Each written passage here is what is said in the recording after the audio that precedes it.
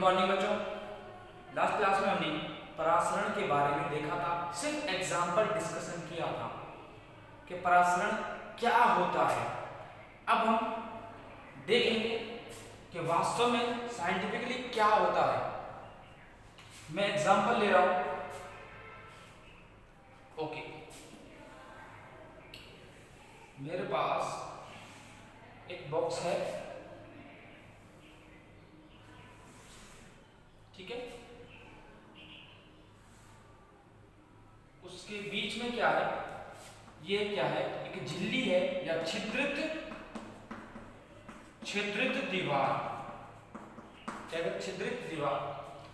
एक दूसरा बॉक्स, दूसरा क्या है, यही बॉक्स है,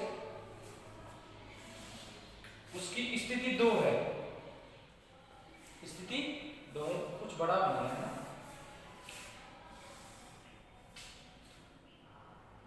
दूसरी स्थिति में ये क्या है, छिद्रित दीवार है, वही छिद्रित बॉक्स वही है, लेकिन क्या होगा, और इसके बाद तीसरी स्थिति क्या होगी, बॉक्स वही है ना, थोड़ा सा ऊंचा नीचा हो गया है, कोई इश्यू नहीं है, सिर्फ ध्यान रखिए बॉक्स की लंबाई चौड़ाई सेम है।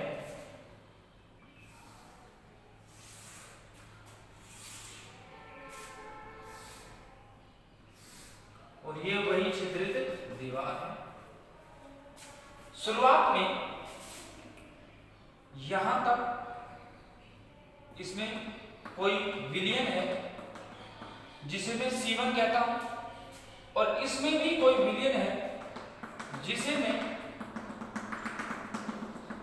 C2 से डिनोट करता हूं, प्रदर्शित करता हूं। तो C1 क्या है, ये क्या है, इसकी सांद्रता क्या है, कम, सांद्रता क्या है, कम है, या इसे मैं ऐसे कह सकता हूं शुद्ध विलायक, या तो मैं कह सकता हूं सांद्रता कम है, या इसे मैं कहता हूं विलायक।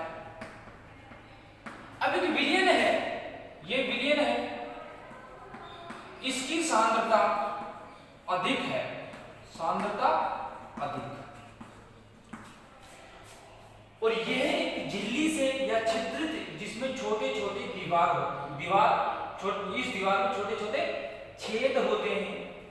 अब इन दोनों कंपार्टमेंट को, दोनों हिस्से को अलग अलग किया गया है इस छिद्रित दीवार से। यहां क्या है, इसकी सांद्रता कम है। अब इसमें क्या होगे, ये भी विलयन है, यदि कम सांद्रता का लेंगे तो विलयन और विलय होंगे, और इसमें क्या है, विलयन, इस विलयन में विलय और विलायक है। ये अधिक सांद्रित है, यानी इसकी सांद्रता ज्यादा है, इसकी सांद्रता कम है, या सांद्रता कम ना लेना चाहो, इसे मैं कहता हूं विलायक। क्या कहता हूं, विलायक। कुछ समय बाद देखा गया कि विलायक के अणु, इसमें विलय भी है, या मैं शुद्ध विलायक कह दो इसे, क्या कहता हूं, शुद्ध विलायक, ज्यादा बेटर रहेगा, शुद्ध विलायक, ठीक है। ये विलयन है C2। यहां से देखा गया कि क्या हुआ, इसकी सांद्रता देखो C1 है, इसकी C2 है। कुछ समय बाद देखा गया इसका तल बढ़ता है, क्या होता है, इंक्रीज करता है,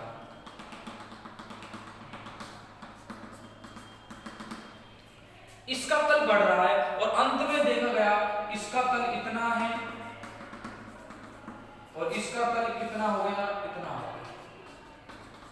बिगिनिंग में कितना था, इतना था, बढ़ रहा है, या फिर थोड़ा और दिखा दो, बड़ा हुआ दिखना चाहिए। पहले तल इतना था और अब कितना हो गया, इतना हो गया, उसके बाद इतना तल हो गया इसका, इस C2 सांद्रता वाले, यानी इस कंपार्टमेंट, इसे A और इसे B नाम दिया। सांद्रता क्या है, इसकी C1 है, इसकी C2 है, कंपार्टमेंट वही है A और B, A और B। अब यहां ऐसा क्यों हुआ, विलायक के अणु इस कंपार्टमेंट से, इस हिस्से से इसमें जाते हैं, जिससे इसका तल बढ़ जाता है। क्या कहा, इसका तल बढ़ जाता है। एक स्थिति पर यह तल स्थिर हो क्या हो जाता है, स्थिर हो जाता है। यानी कम सांद्रता वाले क्षेत्र से, कम सांद्रता वाले विलयन से, मैंने विलायक कहा, कम सांद्रता वाले विलयन से अधिक सांद्रता वाले विलयन की ओर किनका, विलायक अणुओं का प्रवाह, विलायक अणुओं का प्रवाह क्या है, विलायक अणुओं के प्रवाह को ही क्या कहते हैं, परासरण कहते हैं। इसकी सांद्रता क्या है, कम है, इसकी सांद्रता ज्यादा है। ऐसा क्यों होता है, इसकी प्रवृत्ति होती है कि इन दोनों कंपार्टमेंट में, इन दोनों डब्बों में या दोनों कंपार्टमेंट, दोनों हिस्सों में सांद्रता बराबर हो जाए, और यह प्रक्रिया तब तक चलती है जब तक सांद्रताएं बराबर ना हो जाएं। अब ऐसा क्या हुआ देखो, और ये क्या है, जिसे मैं कह रहा हूं छिद्रित दीवार या छिद्रित झिल्ली, वो तो इसे बोलते हैं इंग्लिश में SPM, सेमी परमेबल मेम्ब्रेन, या मैं कहता हूं अर्ध पारगम्य झिल्ली। अर्धपारगम्य झिल्ली वो है, वे ऐसा दीवार है या ऐसी झिल्ली है जो सिर्फ विलायक के अणुओं को प्रवेश करने दे, विलय के नहीं। ध्यान से सुनो मैंने क्या कहा, यह जो दीवार है, यह छिद्रित दीवार है या झिल्ली है, यह सिर्फ विलय के अणुओं को रोकती है। किसके अणुओं को रोकती है, विलय के अणुओं को रोकती है, यानी विलय के अणु यहां से यहां नहीं जा सकते, यानी इसकी स्पेशलिटी है, इसकी विशिष्टता है SPM की। दोबारा, SPM का काम क्या है, कि SPM का काम है विलय अणुओं को रोकना। अब मैंने कहा यदि मैं शुद्ध विलायक ले रहा हूं तो यहां विलय है ही नहीं। अब ऐसा भी तो हो सकता है, इसमें विलय है तो विलय के अणु इसमें आ जाए, तो अल्टीमेट यहां से यहां विलायक अणुओं का प्रवेश होता है। अब इसका मतलब ये नहीं है कि विलायक अणु यहां से यहां नहीं जा सकते, यहां से यहां नहीं जा सकते, जा सकते हैं, लेकिन कुल नेट फ्लो, कुल प्रवाह इधर की तरफ ही होता है। मान लो इसका मतलब क्या है, मान लो यहां से यहां कितने अणु गए, 10 गए, और यहां से यहां कितने गए, 20 गए या 100 गए, तो नेट फ्लो क्या है, या तो मैं कहूंगा कि नेट फ्लो 10 कहूंगा, या मैं कहूंगा 90। कुल फ्लो तो यहां से यहां ही हुआ ना, ऐसा नहीं यहां से यहां नहीं जा सकते, लेकिन जा भी कौन पाएंगे, सिर्फ विलायक के अणु ही जा पाएंगे यहां से यहां। लेकिन कुल फ्लो की बात करूं मैं, कुल प्रवाह कहां से कहां होता है, यहां से निम्न सांद्रता से उच्च सांद्रता की ओर प्रवाह होता है। अब ऐसा क्या हुआ कि देखो, अब आप कहोगे सर ये छिद्रित दीवार है, माना कि विलय के अणु रुक गए, विलायक के अणु यहां तो ये ऊंचाई बढ़ती जा रही, तो ये जब ऊंचाई बढ़ेगी तो द्रव स्थैतिक दाब बढ़ेगा। क्या बढ़ेगा, द्रव स्थैतिक दाब बढ़ेगा। यानी छिद्रित दीवार से इतनी ऊंचाई क्यों बढ़ जाती है, क्यों? एक बात तो यह है कि छिद्रित दीवार से अणु वहां इसलिए जाते हैं कि सांद्रता बराबर करने के लिए। अब बराबर कब तक होती रहेगी, मैं कह रहा हूं अणु एक तो यहां से यहां जा रहे हैं, दूसरा द्रव स्थैतिक दाब लगता है। अब द्रव स्थैतिक दाब से मतलब मान लो आप पानी के अंदर जाएं तो आप अपने ऊपर एक वजन महसूस करेंगे कि किसका मतलब कि आपके शरीर के ऊपर कितना पानी है, उसका भार आप शरीर पर महसूस करेंगे। वो क्या है, द्रव स्थिति। अब देखो इतना बड़ा और यहाँ इतनी ऊंचाई बढ़ गई, तो ये पानी चाहेगा, ये विलायक चाहेगा कि यहां से यहां पानी चला जाए, वापस यहां से यहां चला जाए। लेकिन यह प्रक्रिया तब तक होती है जब परासरण और दाब, कौन सा दाब, द्रव स्थैतिक दाब, क्योंकि द्रव की ऊंचाई बढ़ रही है, इतनी ऊंचाई का क्या अतिरिक्त दाब लगता है। जब तक यह दाब और परासरण बराबर ना हो जाए, इसे बराबर ना हो जाए, जब तक यह प्रक्रिया कहते अंत में, हमने कहा ये अंत की स्थिति है, अंत में इससे ऊपर ऊंचाई नहीं बढ़ती। तो क्या हुआ कि यहां इतनी ऊंचाई वाले द्रव का दाब और परासरण बराबर हो गया। परासरण क्यों होता है? परासरण होता है सांद्रताओं को बराबर करने के लिए। मैंने कौन सा एग्जांपल दिया था? मैंने एग्जांपल लिया था चने वाला, ठीक है। या मैंने कहा था दाल को जब पानी में भिगोया जाता है तो उसके जो कण हैं, जो चने की दाल है या जो चना है वो फूल जाता है। क्यों फूला? क्योंकि विलायक के अणु अंदर घुस जाते हैं। क्या करते हैं? अंदर घुस जाते हैं, यानी बाहर क्या है? सांद्रता कम है और अंदर क्या है? सांद्रता ज्यादा है, ठीक है। तो चना फूल जाता है और जो उसकी परत है वो क्या काम करती है? वो सेमी परमेबल मेम्ब्रेन यानी किसका? अर्धपारगम्य झिल्ली का काम करती है। बात क्लियर, ठीक है। अब यदि मैं कहूं कि ऐसा करो कि चलो कि पानी मिलाया इधर से यहां आ रहा है, निम्न सांद्रता से उच्च सांद्रता की ओर मूव कर रहा है। कब तक करेगा? तो सांद्रता बराबर हो जाए। अब ये मूव कर रहा है, यदि मैं ऊपर से दाब लगाऊं, ये यहां से यहां आ रहा, मैं यहां दाब लगा, क्या लगा? दाब लगा रहा, ठीक, दाब लगा रहा। क्या यहां से पानी आएगा लेकिन कम मात्रा में आएगा। मैं कहता हूं और दाब लगाता रहे, ठीक है। वह दाब जो परासरण रुकवा दे या जिसके बाद परासरण रुक जाए तो उसे क्या कहा जाता है? परासरण दाब कहा जाता है। ध्यान से सुनो, परासरण दाब। मैंने क्या कहा? ऐसा दाब जो लगाने पर, अप्लाई करने पर परासरण रुक जाए, उसे क्या कहूंगा? परासरण दाब। मैंने क्या कहा? पानी या विलायक यहां से यहां आ रहा है, यानी कम सांद्रता से उच्च सांद्रता की ओर जा रहा है। और कब तक जाएगा? जब तक सांद्रता समान रहेगा, जब तक ऐसी स्थिति ना बन जाए। यदि मैं कहूं कि दाब अप्लाई कर और पानी को, विलायक को यहां से यहां मत आने दे, तो कितना वजन लगाना पड़ेगा? मान लो यहां पिस्टन है, क्या है? कोई पिस्टन है जिस पर दाब लगाया या वजन जैसे किलोग्राम में है ना रखे जाते हैं, यानी वजन लगाया जा रहा है, धक्का दिया जा रहा है। तो एक स्थिति पर क्या इनका मूवमेंट, अणुओं का मूवमेंट, यानी इसका स्तर बढ़ना बंद हो जाएगा। तो उस स्थिति के दाब को क्या कहा जाता है? परासरण दाब कहा जाता है। यहाँ परासरण और विसरण में अंतर क्या है? विसरण बिना झिल्ली के होता है, विसरण। और परासरण में झिल्ली होती है, कौन सी? अर्धपारगम्य झिल्ली, जिसे छिद्रित दीवार या छिद्रित झिल्ली बोल लो। बात क्लियर है? अब और एग्जांपल, मान लो आप एक एग ले, अंडा, बिना उसे डैमेज हुए उसकी परत हटा दो, ठीक है। वैसे तो मुश्किल काम है जनरली, तो उस झिल्ली हटाने के बाद जो बाहर का कवच है वो हटाने के बाद उसे पानी में डालो, ठीक है।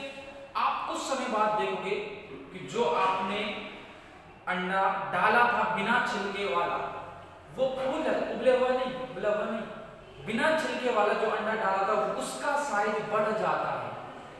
और ऐसे ही उसी अंडे को यदि आप NaCl के विलयन में डालें, जिसमें NaCl नमक घोला हुआ है, तो आप देखेंगे कुछ समय बाद उस अंडे का साइज क्या हो जाता है? संकुचित हो जाता है, उसका साइज क्या हो जाता है? कम हो जाता है। एक तरफ फूल रहा था और नमक के पानी में डालने पर नमक घुले हुए पानी में उस अंडे को, बिना कवच वाले अंडे को डालने पर उसका साइज कम हो जाता है, उसका आकार कम हो जाता है, सिकुड़ जाता है। तो ये दोनों क्या है? परासरण के उदाहरण हैं। जब साधारण पानी में, सामान्य पानी में आप डाल रहे थे तो पानी यानी विलायक उसके अंडे के, जो अंडे के अंदर जा रहे थे, और उसके बाहर की परत क्या काम कर रही थी? अर्धपारगम्य झिल्ली का काम कर रही थी, यानी पानी अंदर जा रहा था, जिसकी वजह से वो फूल जाता है। जब नमक में डाला गया तो बाहर क्या है, सांद्रता ज्यादा है, बाहर सांद्रता ज्यादा है, तो अंदर का पानी किसके, अंडे में होता है पानी, वो बाहर आ जाता है, वो क्या हो जाता है, सिकुड़ जाता है, संकुचित हो जाता है। और उसकी लेयर क्या काम करती है, अर्धपारगम में झिल्ली का काम करती है।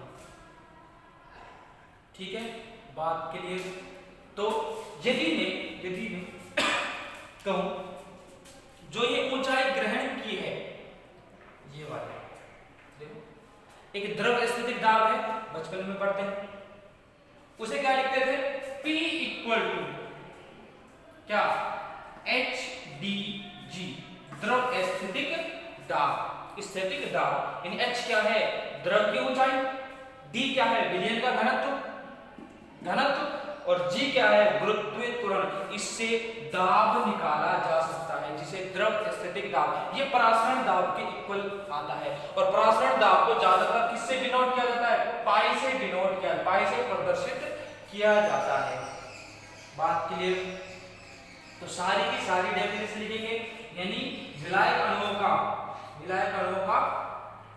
विलयन में मूवमेंट या कम सांद्रता वाले विलयन से अधिक सांद्रता वाले विलयन की ओर जाना क्या है, परासरण में, जब किसी अर्धपारगम में झिल्ली से, जब अर्धपारगम में झिल्ली लगी हुई हो उस स्थिति में। ठीक है, ये क्या है, परासरण। यदि यहां प्रेशर बढ़ाई जाऊं और परासरण रुक गया, फिर भी मैं प्रेशर बढ़ाई जा रहा हूं, तो विलायक के कण जो अणु हैं कहां आएंगे, विलयन से किसमें आएंगे, कम सांद्रता वाले विलयन में। ध्यान से सुनो मैं क्या कहा, यदि मैं दाब बढ़ाते जाऊं, ठीक है, एक स्थिति आई कि भाई परासरण रुक गया, तो उसे मैं परासरण दाब, यदि परासरण दाब से और ज्यादा दाब लगा रहा हूं, तो विलयन में से विलायक के कण कहां आएंगे, यहां आएंगे, इस ओर से इस ओर। पहले क्या हो रहा था, यहां से यहां जा रहे थे, अब क्या होगा, यहां से यहां आएंगे।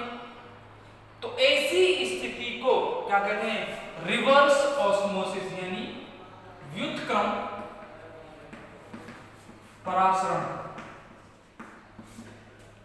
सामान्यतः जैसे बहुत सारे घरों में आरओ मशीन होती है ना, वो इसी सिद्धांत पर आधारित है। किस सिद्धांत पर, देखो यहां सांद्रता क्या है, कम है, या मेरे को विलायक, मैं दाब बढ़ाऊंगा, इसकी शुद्धता बढ़ेगी। ध्यान रखो, अशुद्धि क्या है, उन्होंने मैं क्या कह रहा हूं, विलय कह रहा हूं, विलय इस अर्धपारगम में झिल्ली से पार नहीं कर सकते। इसकी खासियत होती है अर्धपारगम में झिल्ली की, वो इससे पार नहीं जा सकते, तो इस पार क्या आएगा, सिर्फ शुद्ध विलायक, जैसे जल है तो सिर्फ जल ही इधर आएगा, तो यहाँ अशुद्ध जल है, जैसे समुद्र का जल है मान लो, जिसमें कचरा है, गंदगी है, तो वो यहाँ बचा रह जाएगा, और शुद्ध पानी इस चैम्बर में इस तरफ आएगा, तो इसे निकाल लिया जाता है। जैसे आप कहोगे कि सर इतना सा बचा रहेगा, ठीक है, जब मैं उल्टा करता, इसे भी देखो ये तो समझ में आ गया, मैं कहता उल्टी स्थिति है, यहाँ इस चैम्बर में कह रहा हूँ ए, इसको कह रहा हूँ बी, अब इसमें क्या है, सिर्फ अशुद्धियां हैं, और आपने देखा होगा एक छोटी नली आती है जिसमें अशुद्ध पानी होता है, जब यहाँ प्रेशर लगा रहे हैं तो एक अंत तो आएगा जिससे ज्यादा प्रेशर नहीं लगाया जा सकता, यानी और यहाँ से यहाँ अणु नहीं जा सकते, किसमें, व्युत्क्रम परासरण में। ठीक है, तो इस पानी को बाहर निष्कासित कर दिया जाता है, फिर और पानी आता है, फिर और प्रेशर लगाते हैं, इधर के पानी को भी बाहर निकाल लेते हैं, ये शुद्ध है, यहाँ से अशुद्ध बाहर आता है। ठीक है, बात क्लियर, ठीक है, और पहले ये लिखो, फिर संबंध स्थापित करेंगे, है ना, और उसके बाद परासरण और विसरण में अंतर के बारे में डिस्कशन करेंगे। क्लियर, इरेज करो, देखो डायग्राम बनाना चाहो तो बना लेना, क्योंकि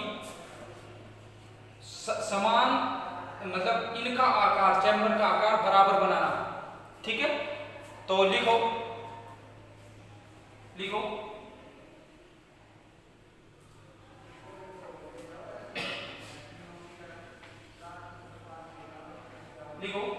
विलायक के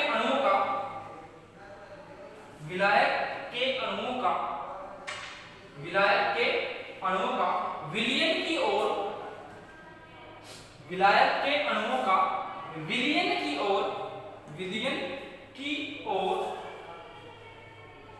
अर्धपारगम्य झिल्ली द्वारा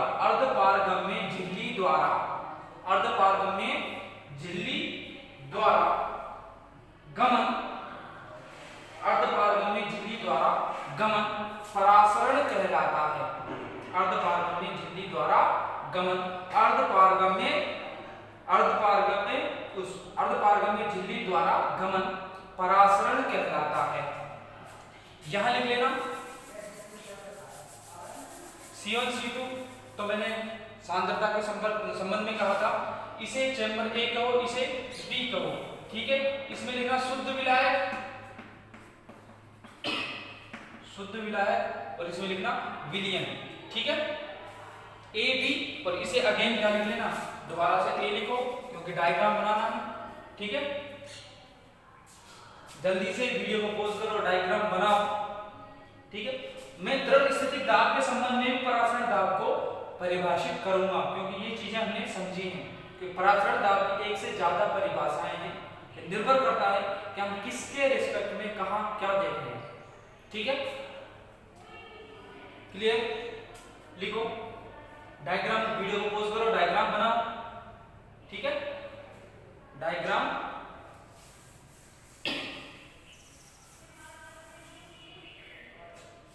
व्युत्क्रम परासरण के बारे में डिस्कस कर लिया हमने, लिखो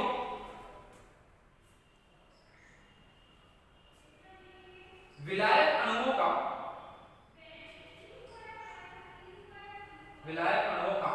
कम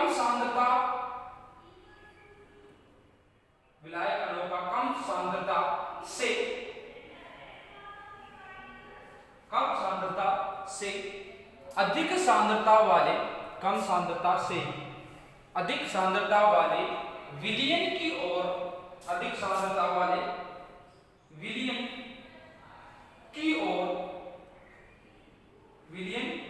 ओर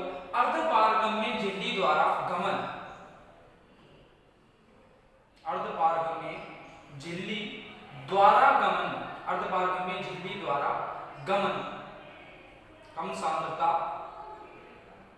से अधिक सांद्रता वाले विलयन की ओर अर्धपारगम्य झिल्ली द्वारा गमन परासरण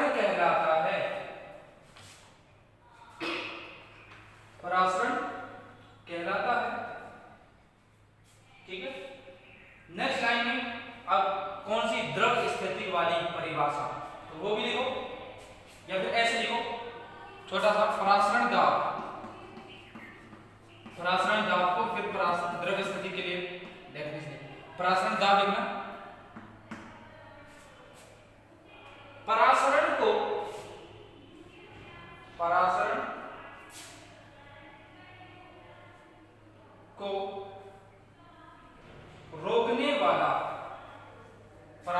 रोकने वाला दाब अर्थात परासरण को रोकने वाला दाब अर्थात विलायक अणुओं को अर्धपारगम्य झिल्ली द्वारा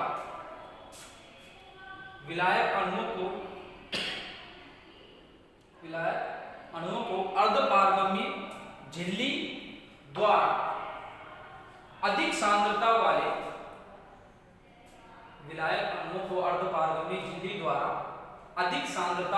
वाले विलयन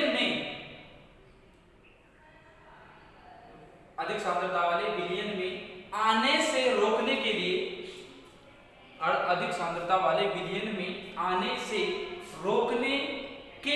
लगाया गया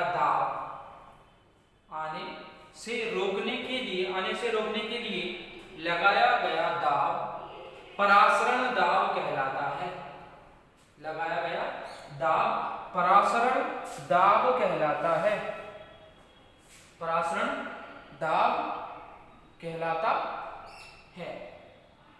परासरण दाब कहलाता है।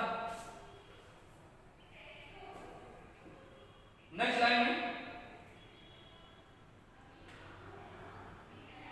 वह द्रव स्थैतिक दाब, वह द्रव स्थैतिक दाब, वह द्रव स्थैतिक दाब जो कि द्रव स्थैतिक दाब जो कि अर्धपारगम्य झिल्ली, वह द्रव स्थैतिक दाब जो कि अर्धपारगम्य झिल्ली द्वारा जल के और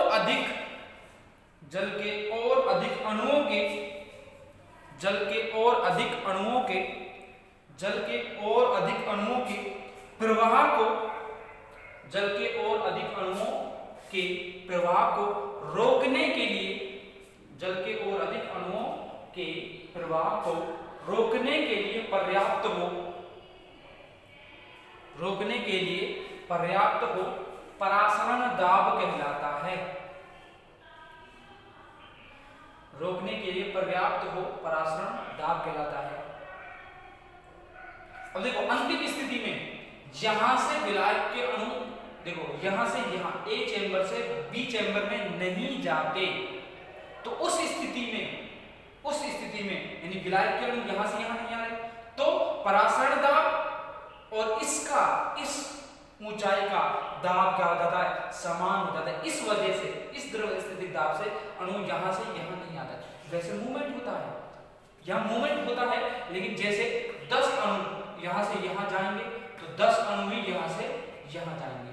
विलायक के अणु विलय के तो इस द्वारा रुक जाते हैं, इस सेमी परमेबल मेम्ब्रेन में अर्धपारगम्य झिल्ली से पार नहीं कर पाते विलय के अणु। ठीक है, तो सिर्फ विलायक के अणु ही इधर से उधर जाते हैं। लेकिन जब ये स्थिर हो जाए तो यानी जो ऊंचाई है वो स्थिर हो जाती है, तो यहां से जितने अणु इधर जाएंगे उतने ही इधर से इधर जाएंगे। That's it. ठीक है, ये हो गया परासरण दाब। अब व्युत्क्रम परासरण के बारे में थोड़ा सा लिखते हैं। व्युत्क्रम परासरण, थोड़ा सा हेडिंग डालना, व्युत्क्रम परासरण, व्युत्क्रम परासरण। ठीक है, दाब मत लिखना, व्युत्क्रम परासरण लिखना मुझे। ठीक है, व्युत्क्रम परासरण। परासरण दाब से अधिक दाब, परासरण दाब से अधिक दाब लगाने पर, परासरण दाब से अधिक दाब लगाने पर, अधिक दाब लगाने पर परासरण की दिशा लगाने पर परासरण की दिशा विपरीत हो जाती है। परासरण की दिशा विपरीत हो जाती है, इसे व्युत्क्रम परासरण कहा जाता है। इसे व्युत्क्रम परासरण कहा जाता है, व्युत्क्रम परासरण कहा जाता है। तो नीचे लिखना, परासरण दाब,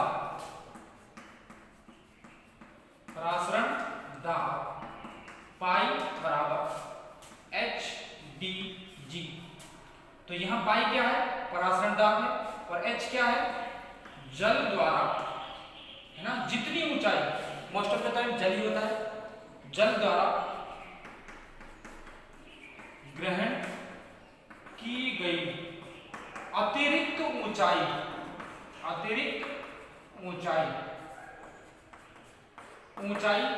और D क्या है, विलयन का घनत्व, या विलयन द्वारा, इसलिए जल नहीं,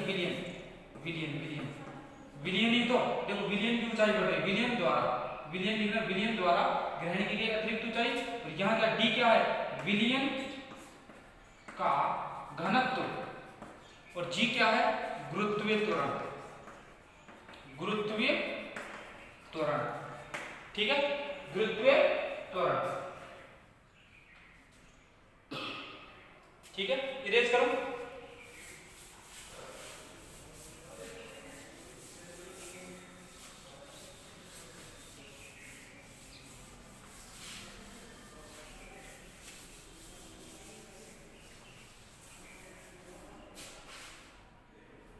क्लियर, विलयन द्वारा ग्रहण की गई अतिरिक्त ऊंचाई क्या है, H है, और और ये क्या है, pi equal to H D G.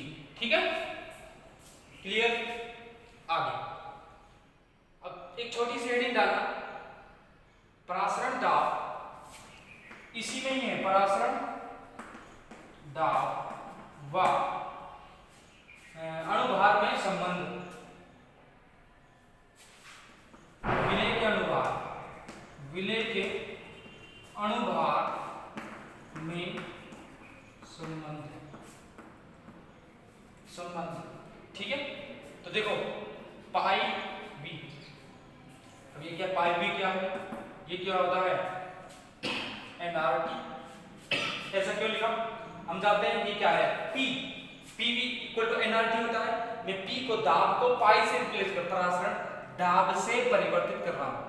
ठीक है, सिर्फ इतना से क्या है, पाई बी, तो मैं लिखूंगा pi equal to n upon V R T.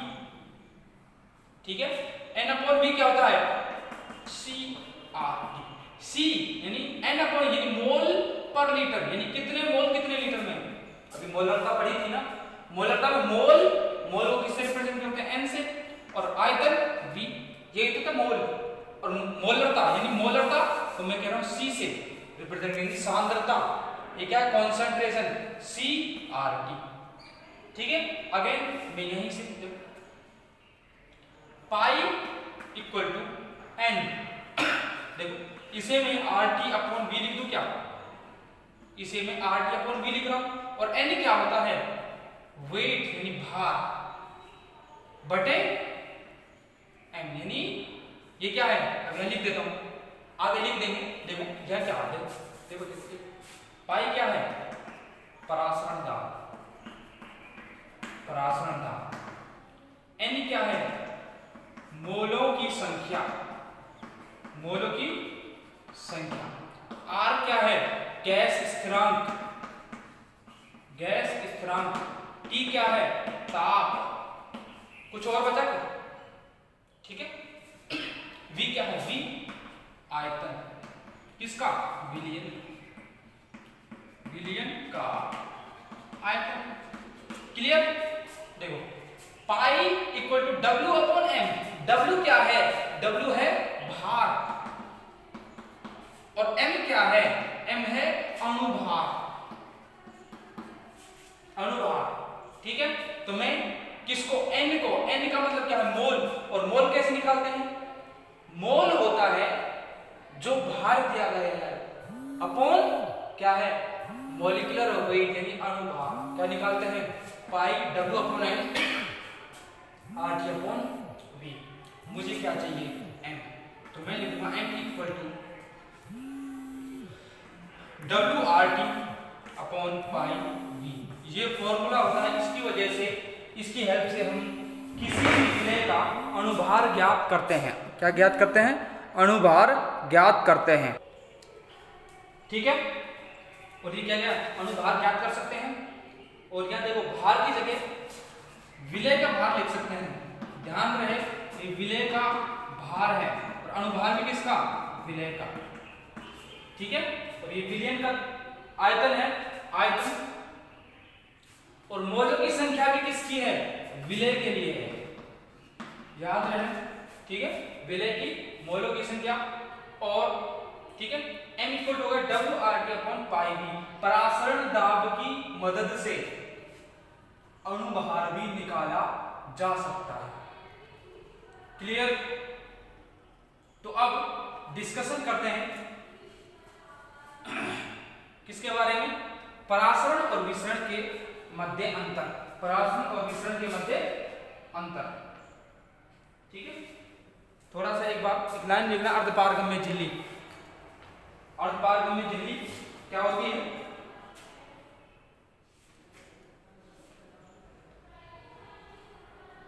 छोटी सी हेडिंग डालना, अर्धपारगम्य झिल्ली। ठीक है, इसके बारे में लिख लेते हैं। अर्धपारगम्य झिल्ली क्या है, अर्धपारगम्य झिल्ली ऐसी झिल्ली है जो विलेय के अणुओं को प्रवाहित ना होने दे, और किसको प्रवाहित होने दे, विलायक के अणुओं को प्रवाहित होने दे। तो लिखो वह झिल्ली जिसमें से, वह झिल्ली जिसमें से जिसमें से विलायक के अणु, वह झिल्ली जिसमें से विलायक के अणु तो गुजर सके, विलायक के अणु तो गुजर सके यानी जा सके, पास थ्रू गुजर सके, लेकिन विलेय के अणु प्रवेश ना करें, विलेय के अणु प्रवेश ना करें, अर्धपारगम्य झिल्ली कहलाती है। और नीचे लिख लेना अर्धपारगम्य झिल्ली कहलाती है। अर्धपारगम्य झिल्ली का सेमी परमेबल,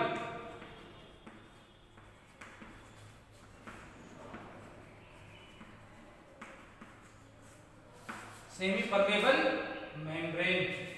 अब बात करते हैं दोनों के बीच में अंतर,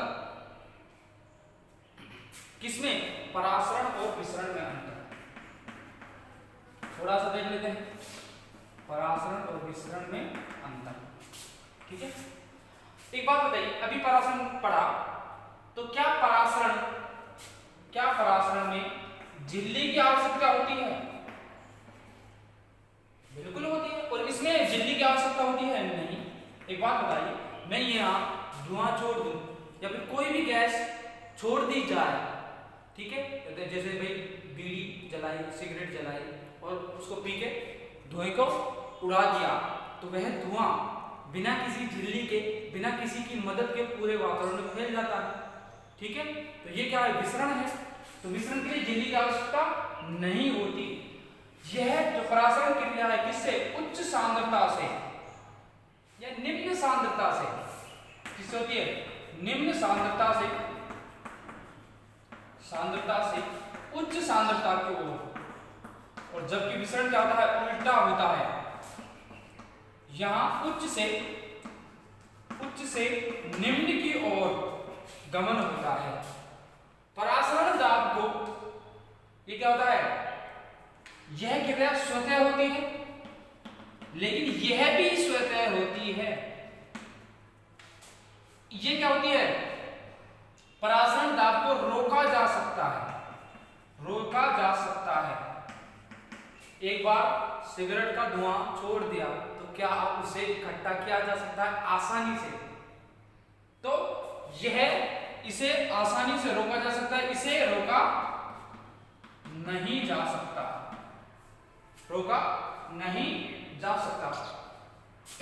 जो परासरण है वो गैसों का गुण नहीं है, और ये मुख्यतः गैसों का गुण है, लेकिन द्रव भी इसे दिखाते हैं। गैसों का गुण है लेकिन द्रव भी इसे दिखाते हैं। और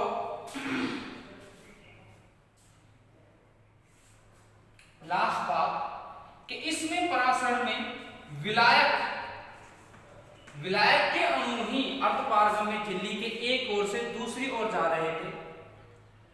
इसी प्रकार यदि विसरण की बात करें तो विसरण में क्या विलायक के अणु, विलयन के अणु का कोई रोल होता है? नहीं होता। सिर्फ जो भी धुएं में उपस्थित है वो सारे के सारे अणु मूवमेंट कर सकते हैं, इधर उधर जा सकते हैं। यहाँ विलायक के तो करते ही हैं, यहाँ विलेय के अणु भी इधर से उधर जा सकते हैं, ठीक है। यहाँ सिर्फ विलायक का मूवमेंट होता है, यहाँ विलेय और विलायक दोनों का मूवमेंट होता है, ठीक है। विलायक के अणु चलते हैं, देखा था, और विलेय के अणु किससे, अर्धपारगम्य झिल्ली द्वारा रोक लिए जाते हैं, वो उससे गुजर नहीं सकते। बात क्लियर? तो ये अंतर है, और नेक्स्ट क्लास में इन अंतरों के बारे में लिखेंगे और परासरण दाब को ज्ञात करने की विधियां लिखेंगे, ठीक है। मिलते हैं नेक्स्ट क्लास में। Thank you.